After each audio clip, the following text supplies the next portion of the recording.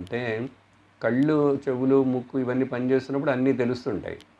తెలియని దాన్ని ఏమంటారంటే పర్సెప్షన్ అంటాం ఇంగ్లీష్‌లో. కళ్ళున్నాయి తెరిస్తే కనపడతాయి. మనం దయ్యం దగ్గర నుంచి అటు వెళ్ళాం. అటు వెళ్ళి ఇటు వచ్చాను నేను. పర్సెప్షన్ అంటే కళ్ళున్నాయి ముక్కు పనిచేస్తున్నది, వాసనలు తెలుస్తాయి. దుర్గంధం తెలుస్తుంది, సుగంధం తెలుస్తుంది. మంచి చక్కగా అక్కడ ఏదైనా వడలు అవన్నీ వేస్తున్నారంటే పూరీలు వెంటనే వాసన వస్తుంది దానికి. దాన్ని పర్సెప్షన్ అంటాం. తెలుసు, గమనిస్తున్నది, గుర్తిస్తున్నది, దాని పని అది. ఆ తర్వాత ప్రొజెక్షన్ చేస్తాం చూసారా, అది ప్రాబ్లం. ప్రొజెక్షన్ అంటే ఇప్పుడు ఆ వడ నాకు దొరికితే బాగుండు, ఆకలి అయ్యే టైం టీతో పాటు వడ కూడా ఇవ్వచ్చుగా వాళ్ళు. టీ ఒక్కటే ఇచ్చారు.